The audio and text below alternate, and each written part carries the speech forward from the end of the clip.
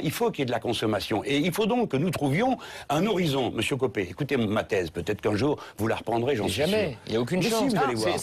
Ça n'a jamais marché nulle part. Écoutez, Mais ça n'a jamais marché nulle part, votre thèse. Elle consiste à dire qu'il faut soutenir la en Europe. Mais écoutez. C'est votre affaire qui marche nulle part. On est à deux doigts de la déflation. Il y a une récession partout en Europe. Écoutez-moi 2 secondes, j'ai un modèle à proposer. Après, vous direz pourquoi il ne vaut rien.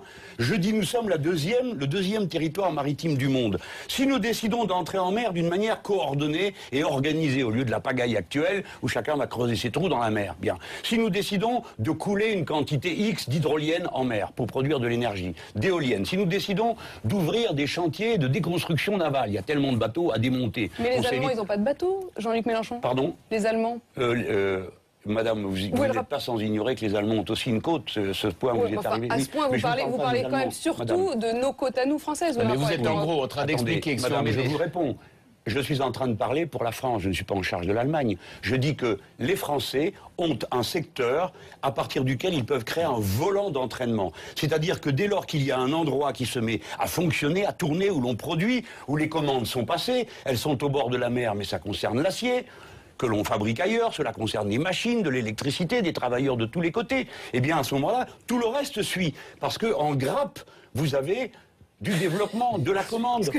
Nous avons les mouvements maritimes. Écoutez, en tout cas, c'est des démonstrations colorées. Mais enfin, sur le fond, ça n'a absolument rien de convaincant. Le sujet aujourd'hui... C'est dommage, il y en a que ça convainc, pas en tout cas, pas beaucoup. Je ne veux pas être désobligeant, mais on peut pas dire que vous frôliez sous les voies, si j'en crois vos résultats, ce qui prouve bien quelque part les gens qui ont des doutes. En revanche, ce qui m'inquiète... Ben, je ne m'acharne pas, on a dit qu'on débattait. Eh ben oui, voilà. Il n'y a pas d'acharnement. Mais je réponds à votre point en vous disant la chose suivante. La démonstration qui consiste à dire que on fait ça par filière, ben bien sûr qu'on fait ça par filière, mais que vous le mettiez avec une filière, avec 1, 2 ou 3 pays, une ou deux ou 3 entreprises, il faut que les conditions de production soient suffisamment compétitives pour que les gens aient les moyens d'acheter. Or, ce que vous proposez, ça n'est rien d'autre que de multiplier les travaux publics par des dépenses publiques.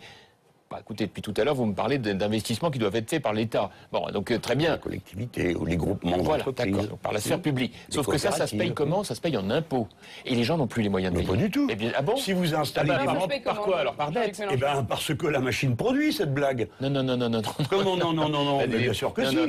Les dépenses publiques, ça se paye par des impôts. Non, mais là, il s'agit pas de dépenses ça, c'est la base. Non, mais nous pouvons créer des caisses adaptées à chacune de ces situations. Mais alors, vous niez... Écoutez, monsieur Copé. Il n'y a rien de cohérent dans tout ça, excusez-moi, mais excusez-moi, c'est très cohérent, monsieur Copé. Ne méprisez pas le point de vue de ceux qui ne sont pas de votre avis. Moi, je ne vous méprise pas.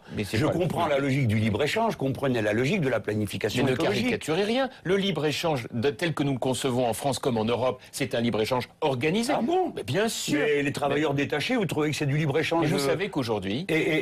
Monsieur Copé, vous venez de dire... Vous avez affirmé il y a un instant... Est-ce que vous savez qu'il y a plus de Français, grâce aux travailleurs détachés, qui en bénéficient à l'étranger que d'étrangers qui en bénéficient en France? Non mais vous le saviez ou pas? 175 000 Français bénéficient de cette circulaire, 135 000 étrangers. Eh bien, il y a mieux à faire que de courir partout. Il y a travaillé, vivre dans son propre pays. Mais des ingénieurs français qui travaillent aujourd'hui sur le